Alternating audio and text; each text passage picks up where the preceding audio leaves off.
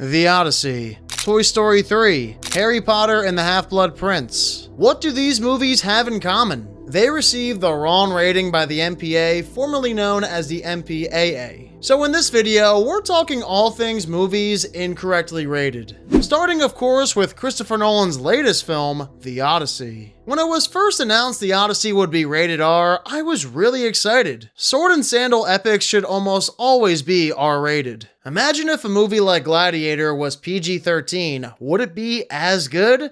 In my opinion, no. In fact, sword and sandal epics aren't the only genre that I think should always be R-rated. I also think war movies should be rated R every time too. Especially war flicks where people die. Yeah, there's no reason to sugarcoat death in war. It should be brutal.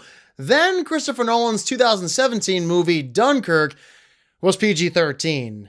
And that made me incredibly disappointed. 6 years later, though, Oppenheimer became Nolan's first R-rated movie since Insomnia. A rating I agree with. There's cursing, nudity, and a few graphic sequences. So that gave me hope for The Odyssey. I figured Nolan would want to go all out. Let's make this a bloodbath gore fest. I wanted to see heads get bashed in, limbs get chopped off, blood pouring out everywhere. However, what The Odyssey ultimately is a PG-13 movie that received an R rating. A majority of the kills are either too far away, dimly lit, or the camera is too shaky to see what's going on. Anytime someone's neck gets slit, the guy who's doing the act is blocking your view, and then whenever someone gets shot with an arrow, it just kind of hits them and they fall over. You don't see any blood. As a matter of fact, there's very minimum blood throughout The Odyssey. Nobody's head or limbs get cut off, so as far as blood and gore goes, we get little to none here. Not to mention there isn't a single nude scene and only 3 F-bombs. People say the pig transformation scene was enough to warrant an R rating.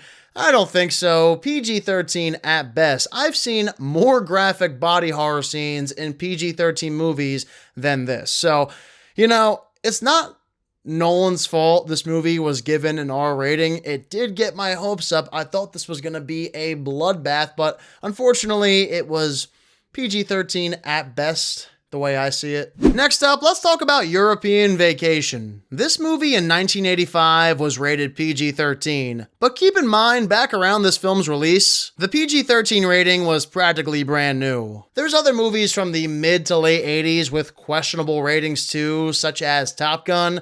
I couldn't believe when I looked up Top Gun today that it was rated PG.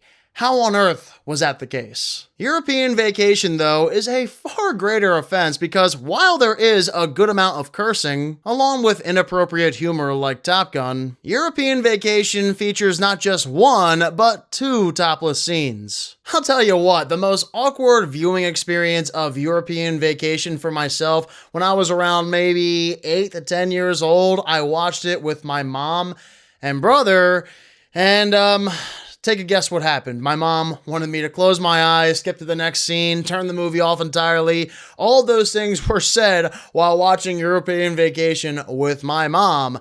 And I don't know why that was the case, how we didn't realize there was nudity in the movie before watching it, because I'm pretty sure at that point in time in my life, I had seen all 4 vacation movies from beginning to end, and most of them multiple times. I don't know, maybe my parents just forgot and so did I. Either way, I don't recommend watching European Vacation with your kids if you're a parent. Now on to Toy Story 3, which was rated G back in 2010. In case you didn't know, the Toy Story franchise maintained a G rating for every film until Toy Story 5, which I find so weird. Not only is it strange to me that Toy Story 5 was rated PG and not G, but it's even stranger to me that out of all the Toy Stories you picked to rate PG, it's not Toy Story 3. First off, Big Baby. That is one creepy looking toy. I saw this movie in theaters when I was 12 years old. 12 is not that young. You're almost a teenager by that point.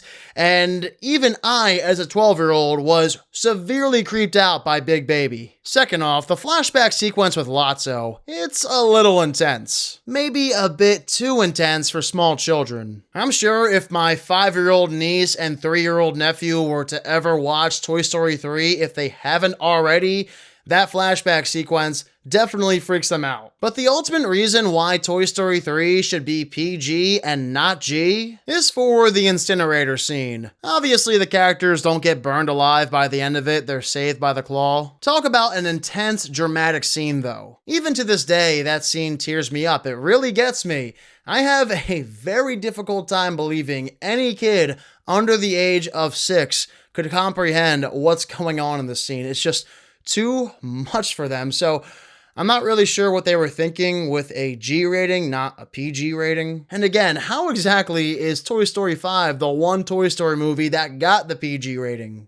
Real quick, if you're new here, make sure to subscribe for more movie content. How about Harry Potter and the Half-Blood Prince's PG rating? So the Potter films ratings are very odd compared to most franchises. The first 3 are rated PG. I understand why the Sorcerer's Stone and the Chamber of Secrets are rated PG. They're more child-friendly films, but then once you get into Azkaban, followed by The Goblet of Fire, which was the first PG-13 of the Potter franchise, as well as Order of the Phoenix, things begin to get dark, and that's an understatement. Which makes me wonder, why was the Half-Blood Prince rated PG? I mean, I guess on paper, it's not as dark as The Goblet of Fire or Order of the Phoenix. However, that's not to say it's not dark at all, because it very much is. One scene that freaked me out in 2009 seeing this in theaters was Katie Bell getting cursed. And I was 11 years old at the time I saw this. If I was freaked out, imagine what was going through the mind of a 7-year-old who saw and heard this. Secondly, you have the scene where Harry uses the Sectum Sempra curse on Malfoy, leaving him in a pool of blood. Oh yeah, that's totally appropriate for a PG film. Surely that won't scar any children. And then of course, there's that creepy Horcrux cave scene with a jump scare included, followed by Dumbledore's death. I'm sorry, PG, really? Who determined at the MPAA this should be rated PG?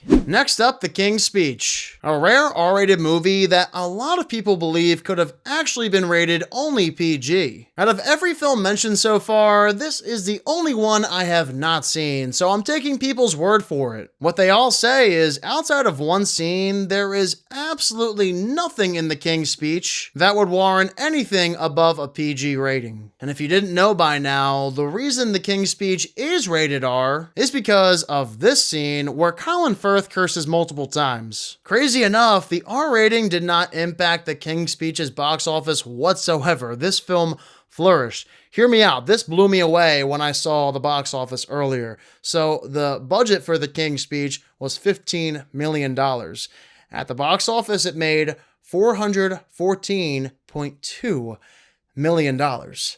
That's pretty insane for an indie film, wouldn't you say? Last but certainly not least, There'll Be Blood. Another R-rated movie, but one I think that should have been 100% rated PG-13. Paul Thomas Anderson, as we know, is a director who has not made a single film without that R rating, and There'll Be Blood is the most mild of his filmography. Now, years ago, before my first viewing of There'll Be Blood, I went in expecting, because of the title, a bloody movie. Lo and behold, There'll Be Blood has little to no bad language, zero nudity, barely any blood despite what the title may lead you to believe, no drugs, nothing scary, it's just a PG-13 movie for the most part. But I think the only reason it received an R rating is because Daniel Day-Lewis obliterates Paul Dano's head with a bowling pin. Granted, it was off-screen, but you do see a decent amount of blood following this violent off-screen kill. Now, is that enough to move the goalpost from PG-13 to R? I don't personally think so, not even in the slightest bit, but clearly they felt differently at the time. PTA likely could not have cared less though. The one thing I always have found interesting about There'll Be Blood is how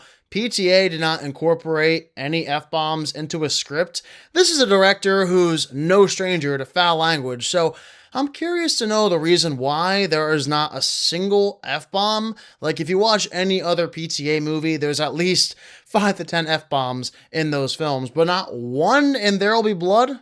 I don't know, it's interesting. I do want to drop an honorable mention as well, that being Coraline. The reason it's an honorable mention here and not grouped in with the other 6 films though, is because I don't necessarily believe it should have been rated PG-13 over the PG rating it got. But if when released, Coraline had a PG-13 rating attached to it, I wouldn't have been surprised or upset. Coraline is a freaky movie. The Other Mother is terrifying. It's very dark for a kid's film. I mean, they talk about getting buttons sewed into eyes. Come on now. And the third act is pure nightmare fuel. You don't see many kids' movies as scary as Coraline is, and that's why I love the film so much. I do consider it a horror movie, and if you allow me to consider it a horror film, it would be my favorite horror of all time. So those are 6.5 movies that I think were incorrectly rated by the MPA. But what do you guys think? Do you agree that these movies were given the wrong ratings?